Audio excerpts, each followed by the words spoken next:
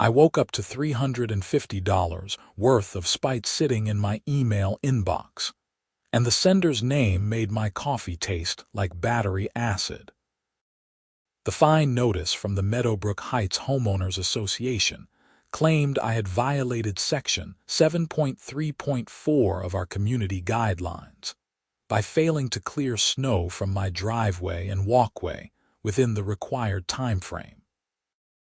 I stared at my laptop screen in my kitchen in Boulder, Colorado, trying to process what I was reading. The snowstorm had hit us hard 2 days ago on a Wednesday night, dumping 14 inches of powder across the Front Range. I had spent most of Thursday morning clearing my driveway and walkway with my snowblower, finishing around 11 in the morning. According to this fine notice, I should have completed the work by 8.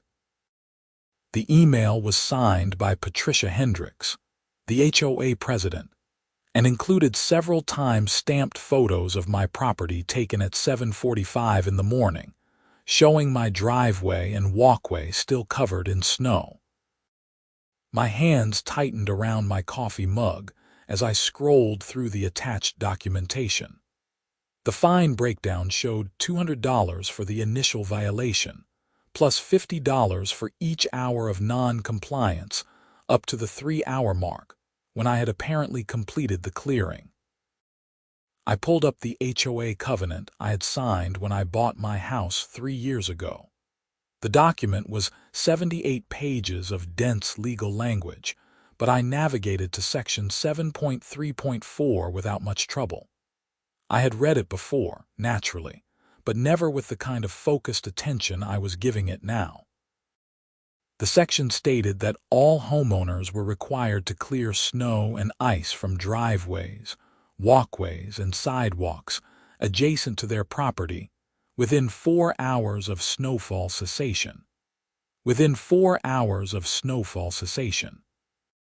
I read the phrase 3 times, then checked the weather data for that Wednesday night.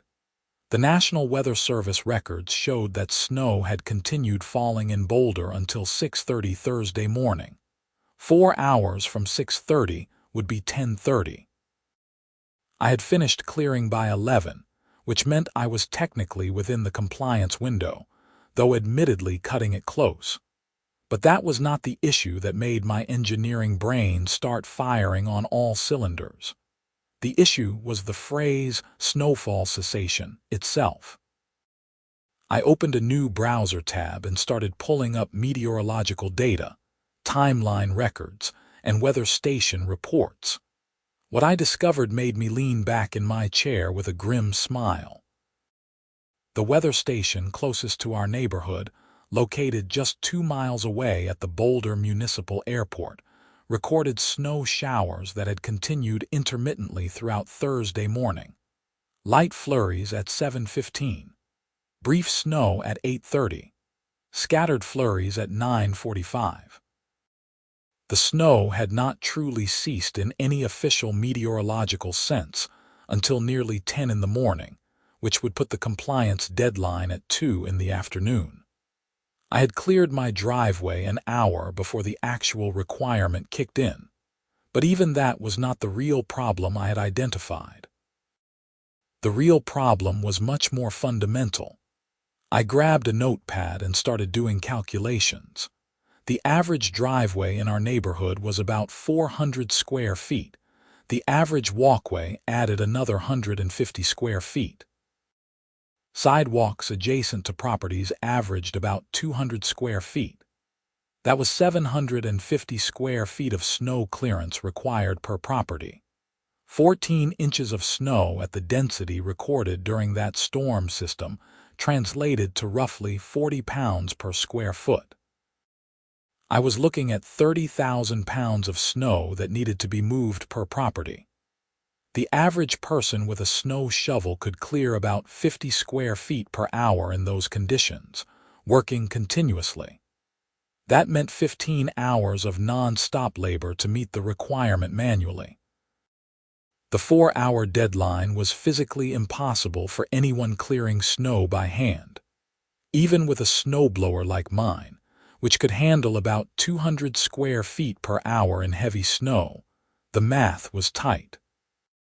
Factor in the time needed to start the equipment, refuel, clear the chute when it clogged, and make multiple passes for proper clearance, and you were looking at nearly 4 hours of work for a single-family home. That assumed the snowblower started on the first try, never broke down, and the operator never needed to take a break. For elderly residents, the physically disabled, or anyone who happened to be away from home when the snow hit, compliance was impossible. The HOA had essentially created a covenant term that could not be met under realistic conditions, then used it as a revenue generation mechanism through fines. I spent the next hour documenting everything. I pulled weather data, created spreadsheets showing the mathematical impossibility of the requirement, and compiled photos of my own snow-clearing efforts with timestamps from my phone. Then I wrote a detailed response to Patricia Hendricks, explaining exactly why her fine was baseless and why Section 7.3.4 of the covenant was legally unenforceable due to impossibility of performance. I sent the email at 9:30 in the morning and got a response at 9:45. The speed of her reply told me she had been waiting at her computer, probably monitoring for any pushback. "Mr. Sullivan," the email began, dripping with condescension even through plain text. "The requirements set forth in our community covenant are clear and unambiguous. 14 homeowners managed to comply with Section 7.3.4 during the recent snowfall, which demonstrates that compliance is indeed possible. Your fine stands. Payment is due within 14 days to avoid additional penalties. Regards, Patricia Hendricks, HOA President." 14 homeowners out of 132 in our neighborhood. That was a 10% compliance rate. Any reasonable person would look at a 90% failure rate and conclude the requirement was the problem, not the residents. But Patricia Hendricks was not a reasonable person, as I had learned over my 3 years in Meadowbrook Heights. I had moved to Boulder after taking a job as a civil engineer with a firm that specialized in municipal infrastructure. The house in Meadowbrook Heights had seemed perfect at the time, a 3-bedroom ranch with mountain views and a reasonable commute to downtown.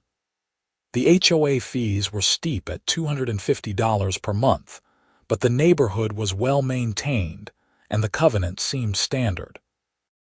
What I had not anticipated was Patricia Hendricks winning the HOA presidency 8 months after I moved in. She had run on a platform of maintaining property values through strict compliance, which sounded reasonable until you realized it meant she spent her days driving through the neighborhood looking for violations to cite. She had fined me twice before, once for leaving my trash cans visible from the street 15 minutes past the designated time on collection day, and once for having a small oil stain on my driveway that I was literally in the process of cleaning when she pulled up to take photos. Both times I had paid the fines because they were small and fighting them seemed like more trouble than they were worth. This time was different. This time she had overplayed her hand, and I had the technical background to prove it. I called my friend Marcus Webb, who worked as an attorney specializing in real estate law. We had met through a mutual friend 2 years ago and bonded over a shared appreciation for craft beer and hockey. He listened to my situation with increasing amusement. "So you are telling me your HOA president is fining you for not defying the laws of physics," Marcus said, and I could hear him grinning through the phone. "Essentially, yes. The covenant term requires something that is mathematically impossible for most residents to achieve. And you have documentation proving this? Spreadsheets, weather data, time motion studies, the whole package. I spent my morning building a case." Marcus laughed. "Of course you did. Look, HOA covenants are generally enforceable, but they have to be reasonable. There is established case law around impossibility of performance. If you can demonstrate that the term is impossible or impracticable to comply with, you can challenge it. But these fights get expensive fast, and we are talking about a $350 fine. I know, I said. But it is not really about the money. It is about Patricia Hendricks using the covenant as a weapon. If I let this go, she will just keep doing it. To me and to everyone else in the neighborhood. All right, I get it. Send me everything you have got. Let me review the covenant and your documentation.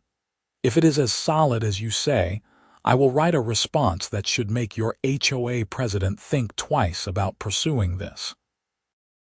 I emailed Marcus all my materials and spent the rest of the day at work, designing drainage systems and trying not to think about HOA politics.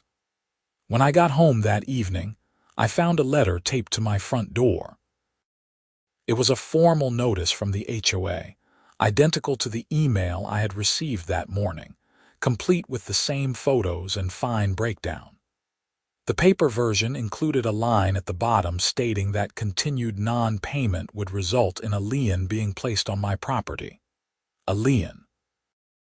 Over a $350 fine based on an impossible requirement. My phone rang at 7:30. It was Marcus. I have read through your covenant and your documentation, he said without preamble. This is worse than you described. Worse how? Section 7.3.4 is not just impossible to comply with. It is contradictory. Look at subsection C. I pulled up the covenant on my laptop and navigated to subsection C. It stated that snow removal must be conducted using reasonable methods that do not create excessive noise or disturbance to neighboring properties. The subsection specifically prohibited the use of motorized snow removal equipment before 7 in the morning. Okay, I said slowly, seeing where Marcus was going. So if snow stops falling at, say, 5 in the morning, the 4-hour compliance window would require completion by 9. But I cannot use motorized equipment until 7, which only gives me 2 hours to clear several hundred square feet of heavy snow with a snowblower, or 4 hours to clear it manually, which puts me past the deadline either way. Exactly, and it gets better. Look at subsection D.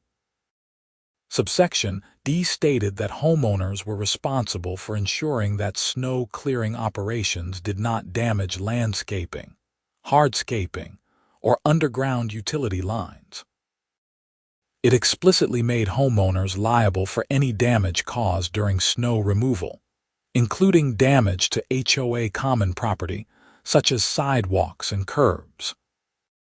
They are requiring you to rush snow clearing to meet an impossible deadline while simultaneously holding you liable for any damage that might occur during hurried or nighttime snow clearing operations, Marcus said. It is a perfect catch-22. Either you miss the deadline and get fined, or you risk property damage and get fined for that instead. Can we fight this? Oh, we can absolutely fight this. But here is what I want to do. I want to request a formal hearing before the HOA board. Colorado law requires HOAs to provide homeowners with an opportunity to be heard before imposing fines. Did they offer you a hearing? I checked the email and the letter again. No mention of a hearing anywhere. Perfect. That is a procedural violation right there. I am going to draft a response that requests a formal hearing, challenges the fine on multiple grounds, and puts the HOA on notice that we consider Section 7.3.4 to be an unenforceable covenant term. We will lay out your documentation and legal arguments. How they respond will tell us a lot about whether they want to fight or fold. What do you think they will do? If they are smart, they will rescind the fine and quietly revise the covenant. If they are stupid, they will double down and we will take them to court and probably win. Either way, This should be interesting. Marcus sent me his draft response the next morning. It was 6 pages of precisely crafted legal language that systematically dismantled the HOA's position. He cited case law from Colorado and other jurisdictions establishing that covenant terms must be reasonable and capable of performance. He included my technical analysis, showing the mathematical impossibility of compliance. He pointed out the contradictory subsections that made compliance simultaneously required and prohibited under various conditions. And he concluded with a formal request for a hearing before the full HOA board within 14 days, as required by Colorado law. I signed the document and sent it to Patricia Hendricks via email and certified mail. Then I waited. The response came faster than I expected. Patricia called me directly the next evening, which was a Thursday. Her voice had the tight, controlled quality of someone barely containing their anger. "Mr. Sullivan, I received your letter from your attorney. I have to say, I find it disappointing that you would rather spend money on lawyers than simply pay a legitimate fine and comply with our community standards. Mrs. Hendricks, the fine is not legitimate. As my attorney's letter explains in detail, the covenant term you are trying to enforce is impossible to comply with. I am happy to discuss this at the hearing I have requested." "A hearing is not necessary.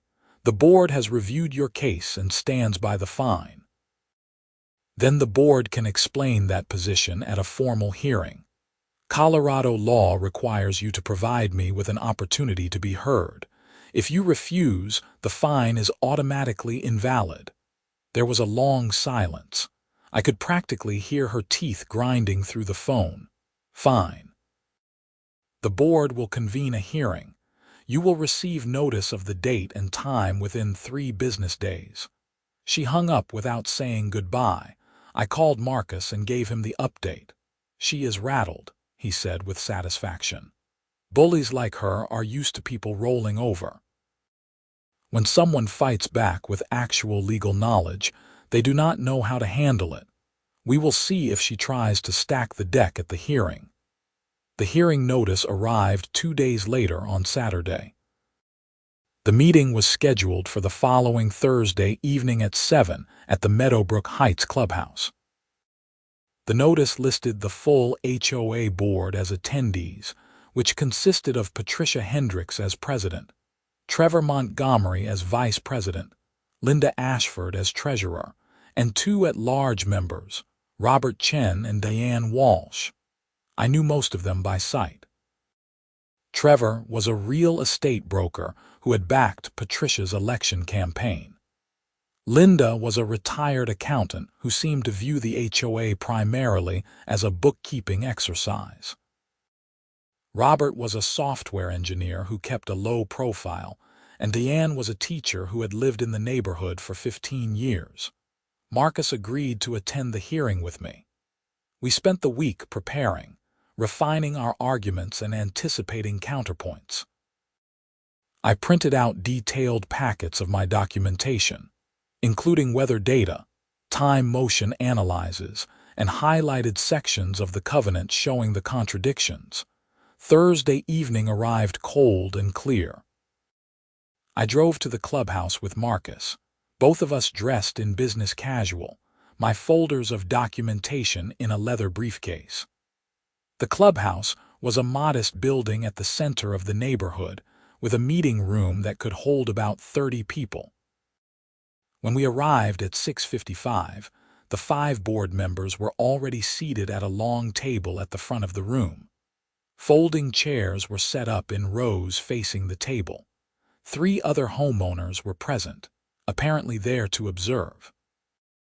Patricia Hendricks watched me enter with an expression that could have frozen mercury. She was in her early 50s, with short blonde hair styled in a severe cut and glasses on a chain around her neck. She wore a burgundy blazer and had papers arranged in neat stacks in front of her. "Mr. Sullivan," she said as I took a seat in the front row, Thank you for attending. We will begin promptly at 7. Marcus sat beside me and gave me a subtle nod. We were ready. At exactly 7, Patricia called the meeting to order and read a prepared statement outlining the purpose of the hearing. Then she invited me to present my case. I stood and walked to the front of the room, distributing my documentation packets to each board member.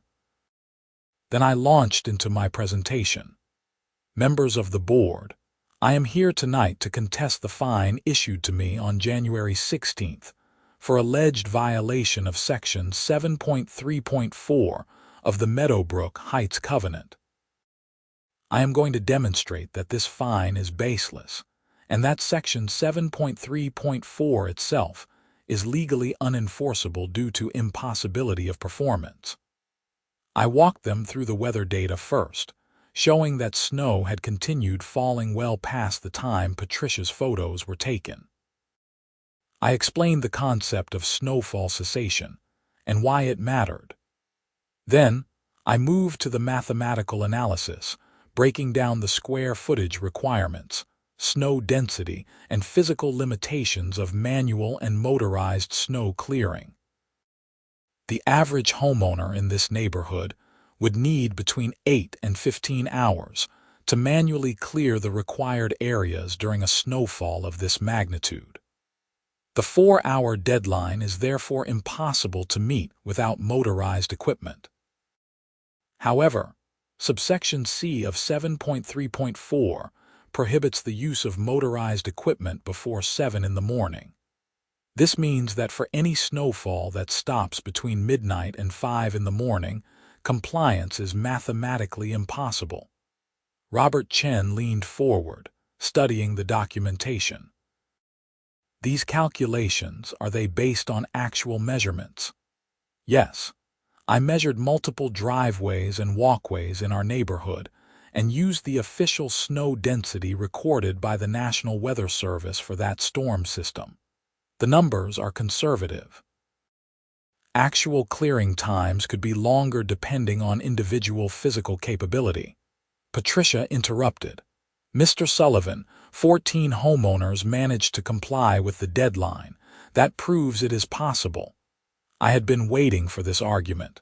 Mrs. Hendricks, I actually looked into those 14 households.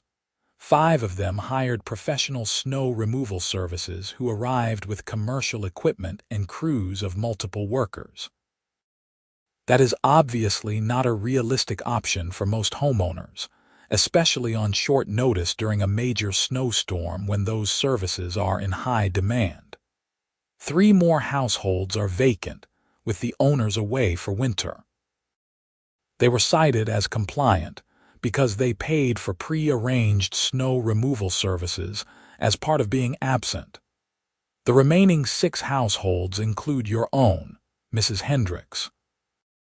I am curious how you managed to clear your driveway, walkway, and sidewalk in time while also driving around the neighborhood taking photos of violations at 7:45 in the morning. The room went silent. Patricia's face flushed red. I have a professional service. Exactly. You have the resources to hire help, so you assume everyone else should be able to do the same. But that is not how covenant terms work. They have to be achievable by all residents, not just those who can afford to throw money at the problem. Marcus stood and added, Colorado case law is clear on this point. Covenant terms must be reasonable and capable of performance by the average homeowner. If compliance requires hiring professional services, the covenant is creating an additional financial burden beyond the stated HOA fees, which is not permitted without explicit disclosure and homeowner consent. Trevor Montgomery spoke up for the first time. What about people with snowblowers? They should be able to meet the deadline. Only if the snow stops at a time that allows for 4 hours of work after 7 in the morning, I replied. As I showed, snow that stops at 5 would require completion by 9, giving only 2 hours to use motorized equipment. My own snow was cleared by 11, which was still within the 4-hour window from actual snowfall cessation at 10. The fine is based on an arbitrary determination of when snow stopped falling that does not match meteorological data. Linda Ashford raised her hand hesitantly. I have to admit, I did not realize the timeline issues. I just assumed the 4-hour rule was standard. It might be standard for light snowfall, Marcus said, but applying the same timeline to a major storm is unreasonable. Most municipalities give residents 24 to 48 hours to clear sidewalks after significant snowfall. A 4-hour deadline is extreme under any circumstances. Diane Walsh had been taking notes throughout the presentation. She looked up and addressed Patricia. Did we consult with an attorney when we adopted Section 7.3.4? Patricia shifted in her chair. The section has been in the covenant since the neighborhood was established in 2011. It predates the current board. But have we ever reviewed it for legal compliance? Deanne pressed. The covenant was drafted by attorneys. It is legally sound. Was it? Marcus interjected. Because I have to tell you, as an attorney who specializes in this area, Section 7.3.4 has multiple problems beyond just impossibility. The contradictory subsections create a situation where homeowners can be fined regardless of their actions. That suggests the term was designed as a revenue generator rather than a legitimate community standard. Patricia slammed her hand on the table. That is an outrageous accusation. This board operates with integrity and in the best interests of the community. Then, why did you fine 90% of the neighborhood after this snowstorm? I asked. I filed a public records request this morning. Counting my fine, you issued 118 violations of Section 7.3.4 after the January 15th snowstorm. At an average of $250 per fine, that is nearly $30,000 in fines from a single weather event. Where does that money go? Robert Chen was now reading through the documentation with clear alarm. Is that accurate, Patricia? 118 fines. I have not processed all the violation notices yet, Patricia said defensively. But yes, there were numerous violations. It is my responsibility as president to enforce the covenant. It is your responsibility to enforce reasonable covenant terms, Marcus corrected. Issuing mass fines based on an impossible requirement is not enforcement. It is abuse of authority. The meeting devolved into argument after that. Trevor tried to defend Patricia, claiming that homeowners needed to be held to high standards. Linda kept asking about the financial implications and whether the fines were properly documented. Deanne wanted to table the entire discussion and hire an independent attorney to review the covenant. Robert suggested suspending all Section 7.3.4 fines pending review. After 30 minutes of increasingly heated debate, Patricia called for a vote on whether to uphold my fine. The vote was 2 in favor, Patricia and Trevor, and 3 against, Linda, Deanne, and Robert. My fine was rescinded.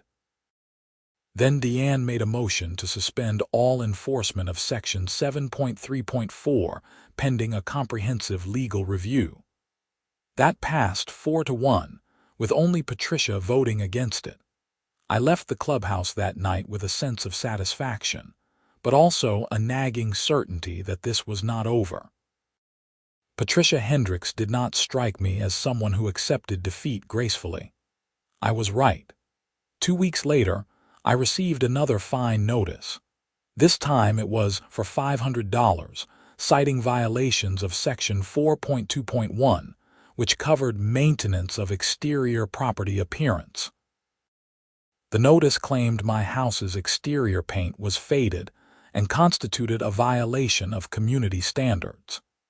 The attached photos showed the west-facing wall of my house, which admittedly had some minor fading from sun exposure over the years.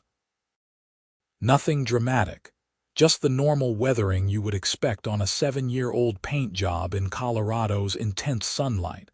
I called Marcus immediately. "She is retaliating," he said after I described the new fine. "The question is whether this is personal vindictiveness or part of a pattern. Have other homeowners who attended the hearing or supported your case received similar fines?" I had not thought to check. I spent that evening reaching out to people in the neighborhood, starting with the 3 homeowners who had observed my hearing. 2 of them responded to my emails. Both had received fines within the past week. One was for landscaping violations, the other for an unauthorized exterior modification, specifically a new mailbox that allegedly did not match approved styles. The pattern was clear. Patricia was weaponizing the covenant against anyone who had challenged her authority. I documented everything and sent it to Marcus.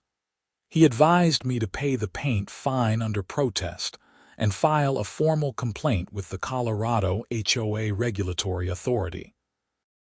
Colorado had strengthened its HOA oversight laws in recent years, creating mechanisms for homeowners to report abusive practices.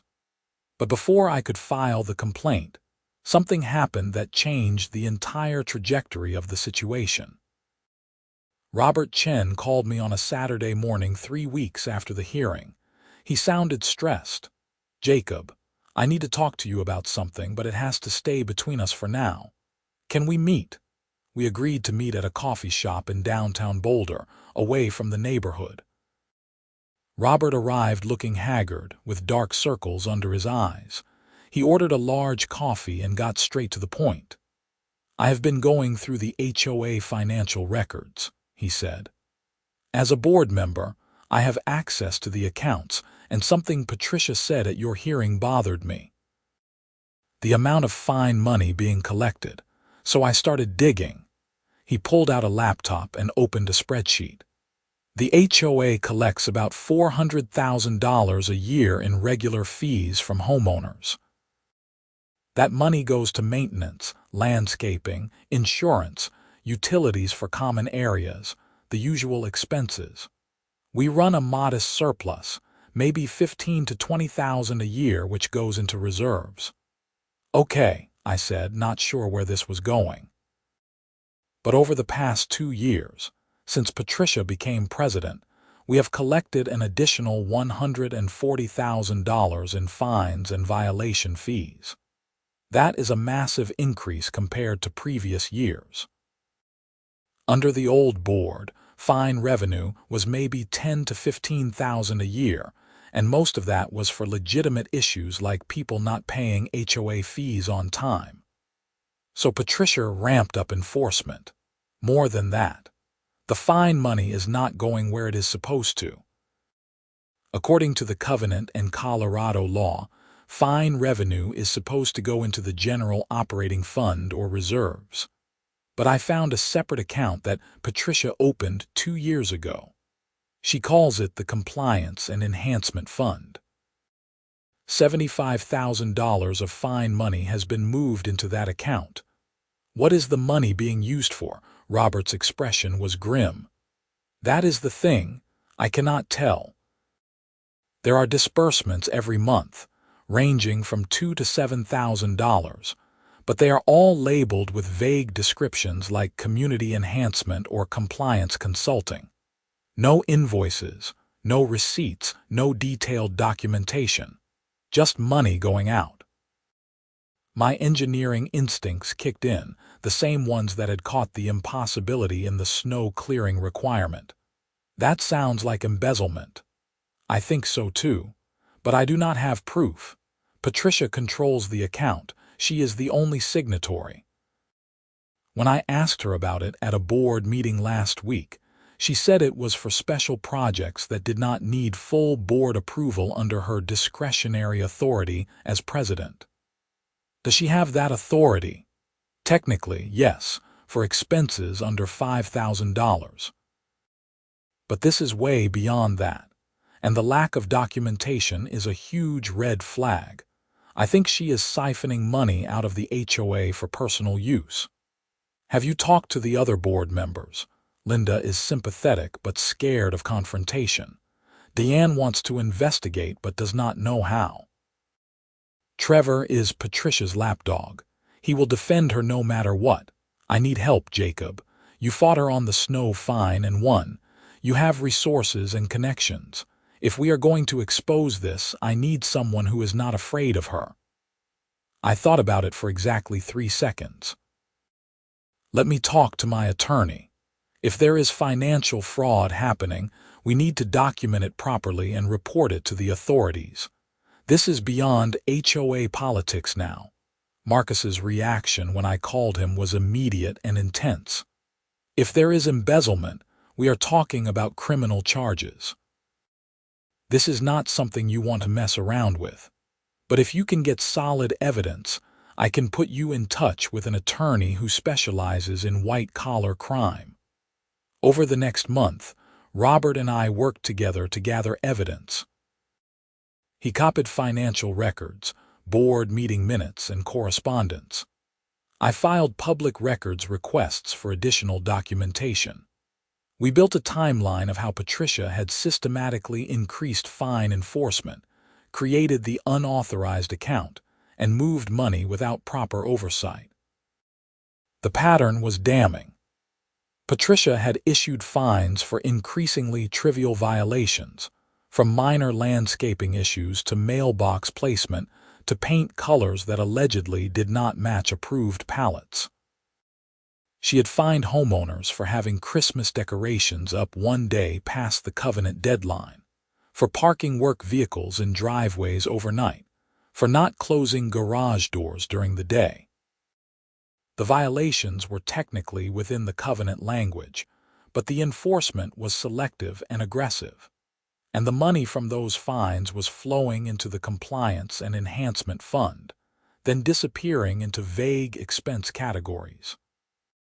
Marcus put us in touch with an attorney named Samantha Price who specialized in financial fraud cases. She reviewed our documentation and agreed to take the case. Her advice was clear. You need to make a formal complaint to the Colorado HOA Regulatory Authority and simultaneously file a report with the Boulder County District Attorney's Office. The HOA Authority can investigate the regulatory violations and improper account management. The DA can investigate potential criminal embezzlement. Between the two, you should get action. We filed both complaints in early March. The HOA Authority responded within a week, opening an investigation and sending a formal notice to Patricia requiring her to produce complete financial documentation. The DA's office took longer, but we eventually got confirmation that they had assigned a detective to review the case. Patricia's response was to lawyer up and issue a statement to the neighborhood claiming that she was the victim of a coordinated smear campaign by a small group of malcontents. She called an emergency HOA meeting and tried to rally support, painting herself as a dedicated volunteer being attacked for doing her job. It did not work. Too many homeowners had been fined under questionable circumstances. Too many people had suspicions about where the money was going. The meeting turned into a revolt, with homeowners demanding Patricia's resignation and a full audit of HOA finances. The board voted 4-1 to place Patricia on administrative leave pending the investigation. Only Trevor voted to keep her in power. Diane was appointed interim president. The investigation took 3 months. During that time, life in Meadowbrook Heights was surreal. The neighborhood was divided between people who thought Patricia was being railroaded and people who thought she should be in jail. The local newspaper picked up the story, running articles about HOA abuses and financial mismanagement. I gave an interview explaining how my fight over the snow clearing fine had uncovered a broader pattern of misconduct. In June, the findings came out. The Colorado HOA Authority issued a 40-page report documenting multiple violations of HOA regulations and Colorado law. Patricia had improperly created and controlled the Compliance and Enhancement Fund without board authorization. She had issued fines without proper notice or hearing procedures in numerous cases. She had failed to maintain adequate financial records. The report recommended removal from office, mandatory training, and potential fines against her personally. The DA's office findings were more serious. Detective Sarah Morrison, who had led the investigation, determined that Patricia had embezzled approximately $68,000 from the HOA over 2 years. The money had been taken through false expense claims, checks written to fictitious vendors, and direct transfers to personal accounts. Some of the expenses were partially legitimate, money actually spent on HOA business, but inflated by 50 to 100% with the difference pocketed by Patricia. Other expenses were completely fabricated. In July, Patricia Hendricks was arrested and charged with theft, forgery, and abuse of fiduciary duty. The charges carried potential prison time. She posted bail and hired a criminal defense attorney, continuing to maintain her innocence and claiming that all the expenses were legitimate HOA business. The trial was scheduled for October. In the meantime, the HOA moved forward with recovery efforts, filing a civil lawsuit against Patricia to reclaim the embezzled funds. Her house in Meadowbrook Heights went up for sale in August. The for sale sign felt like a small victory every time I drove past it. The board, now operating under Diane's steady leadership, hired an independent attorney to review the entire covenant document. The attorney's report identified 37 separate provisions that were either unenforceable, contradictory, or unreasonably burdensome. Section 7.3.4, my snow-clearing nemesis, was at the top of the list. In September, the board held a special meeting to vote on covenant amendments. I attended, along with more than 70 other homeowners. The changes were extensive. Section 7.3.4 was rewritten to require snow clearing within 24 hours of significant snowfall, defined as accumulation over 4 inches, with exceptions for homeowners who were elderly, disabled, or away from their property. Fines were limited to situations involving clear negligence or refusal to comply after multiple notices. Other sections were similarly revised to create reasonable standards instead of impossible requirements. The fine structure was overhauled to emphasize warning notices and corrective action rather than immediate penalties. Board oversight of financial accounts was strengthened, requiring multiple signatures for any expenditure over $1,000 and monthly reporting to all homeowners. The amendments passed with 93% approval from homeowners who voted. Patricia's trial began on October 7th. I was called as a witness, along with Robert Chen and several other homeowners. I testified about the impossible snow clearing requirement and how my investigation into that fine had revealed the broader pattern of misconduct. The prosecutor used my documentation and analysis to establish that Patricia had been deliberately creating fine situations to generate revenue. The financial evidence was overwhelming. The prosecution produced bank records, forged invoices, and testimony from vendors who had never done business with the HOA despite Patricia's claims. One particularly damaging piece of evidence was a series of checks made out to a landscaping company that did not exist. Patricia had created a fake business, opened a bank account in its name, and paid herself for services never rendered. The jury deliberated for 6 hours and returned guilty verdicts on all counts. In November, Patricia Hendricks was sentenced to 4 years in prison and ordered to pay full restitution of $68,000 plus interest and legal fees. With credit for good behavior, she would likely serve around 2 years. I attended the sentencing hearing. Patricia looked diminished in her orange jumpsuit, her severe hair softened by months of stress. When given a chance to speak, she offered a rambling statement about how she had only wanted the best for the neighborhood and had made mistakes in judgment. She never actually admitted to the embezzlement or apologized to the homeowners she had victimized. The judge was not sympathetic. "Mrs. Hendricks, you held a position of trust and authority, and you abused it systematically for personal gain. You created an environment of fear and intimidation in your community, using the HOA covenant as a weapon against anyone who questioned you. The harm you caused goes beyond the money you stole. You damaged the social fabric of an entire neighborhood. This court takes such breaches of trust seriously." Walking out of the courthouse that day, I felt a complex mix of emotions: satisfaction that justice had been served, sadness that it had come to this, anger at the time and energy that had been wasted fighting someone who should have been serving the community instead of exploiting it. But mostly, I felt relief. The neighborhood slowly healed over the following months. Deanne proved to be an excellent HOA president, focused on actual community needs instead of enforcement for its own sake. The budget was rebuilt with the recovered funds from Patricia's assets, including proceeds from the forced sale of her house.